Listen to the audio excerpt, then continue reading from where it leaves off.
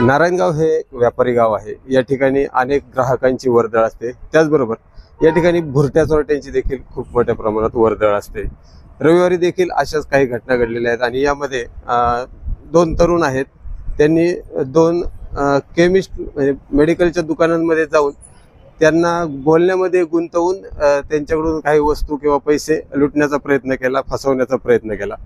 खोडद रोडवरती डॉक्टर अनिल शेवाळे यांच्या हॉस्पिटल शेजारी सचिन भोर यांचं कायना मेडिकल आहे। त्या ठिकाणी हे दोघे जण गेले होते आधी, मात्र सचिन हे तत्पर असल्यामुळं आणि त्यांचं लक्ष असल्यामुळं त्यांनी तिथं त्यांचा तो चोरीचा प्रयत्न फसला। त्यानंतर ते खोडदच्या मुख्य चौकामध्ये असलेल्या नवजीवन मेडिकल जे किरण पाटील यांचं आहे त्या ठिकाणी गेले। तिथे त्यांची पत्नी या काउंटरवर होत्या, तिथं देखील त्यांनी त्याला फसवण्याचा प्रयत्न केला, मात्र त्याही सतर्क असल्यामुळे त्यांची फसवणूक झाली नाही। मात्र या घटनेमधून एक लक्षात येते की नारायणगावमधील जे व्यापारी मंडळी आहेत त्यांनी अतिशय चौकसपणे चाणाक्षपणे व्यवसाय करण्याची वेळ आलेली आहे।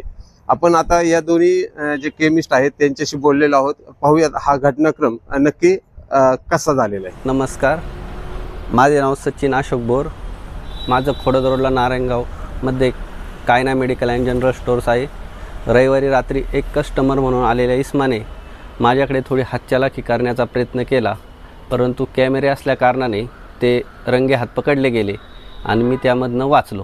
काय त्यांनी चलाखी केली? त्यांनी पेमेंट देताना मला वेगवेगळ्या वस्तू दाखवायचा प्रयत्न करायचे, दाखवा म्हणून सांगायचे आणि त्या याच्यामध्येच त्यांनी हातात दिलेले पैसे पटकन खेचून खिशात ठेवून मी तुम्हाला पैसे दिलेले आहेत असे दाखवण्याचा भास केला होता।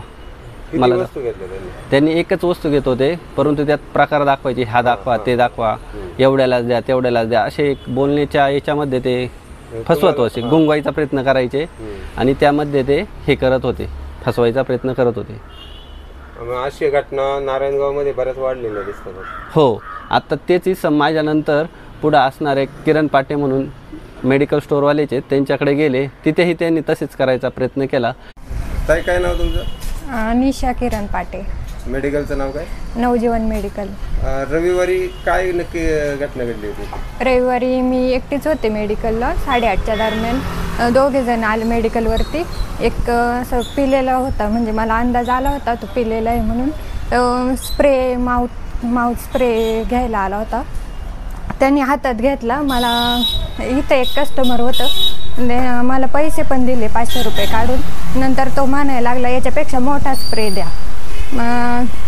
मी म्हटलं नाही आमच्याकडं। पैसे रिटर्न दिले मी 500 रुपये, त्यांनी खिशात घातले आणि दुसऱ्या कस्टमरने मला बोलावलं, मी त्याच्याकडे गेले।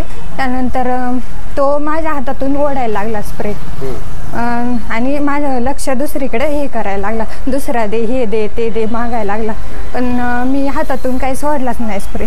मग त्याचं काही हे झालं नाही, तो निघून गेला आणि दुसऱ्या त्याच्यासोबत जोडीदार होता, तो दुसऱ्या कस्टमरचं लक्ष वेधून घेण्यासाठी आला होता। तुम्हाला कधी कळलं की फसवेगिरी करतात लोक? मला तो पिलेला होता ना, मला तो वास येत होता, त्याच्यामुळे अंदाज आला होता मला पहिले। किरण भाऊ, त्याच्यानंतर तुम्ही कधी चेक केलं की हा माणूस फसवायला आला होता? नंतर आमचा जो केमिस्टचा ग्रुप आहे त्याच्यावर सचिन भोर कायना मेडिकल त्यांनी एक व्हिडिओ शेअर केला होता त्याच माणसाचा। तो बघितल्यानंतर मी हिला दाखवला तो व्हिडिओ का असं या माणसाने हातचलाखी केली। तर मग हिने तो बघितल्यावर ही म्हटली हा माणूस आपल्याकडे पण आधी येऊन गेला आहे। त्यामुळे मग आम्ही व्हिडिओ चेक केला, त्यामध्ये आम्हाला कळालं का इथं पण हिला सेम माणूस हे करत गंडवत होता। तो अशा प्रकारे आता व्यापाऱ्यांनी काळजी घेण्याची गरज आहे। हो, काळजी घेण्याची गरज आहे, सतर्क राहण्याची गरज आहे। असे बऱ्याच वेळा गोष्टी झालेल्या आहेत, या आधी पण 2-3 वेळा झालेलं आहे असं। आधी हां, लेडीज यायच्या, 2-3 लेडीज यायच्या, असे फसवेगिरी करून जायचं। या आधी 2023ला पण एकदा असंच झालं, म्हणजे एक मॅडम होती आमच्याकडे जॉबसाठी, त्यांना पण असंच गंडवण्यात आलं। तेव्हा 2000 रुपये गेले ते आमचे, तेव्हा त्यांनी हातचलाखीने ते काढून घेतले बरोबर।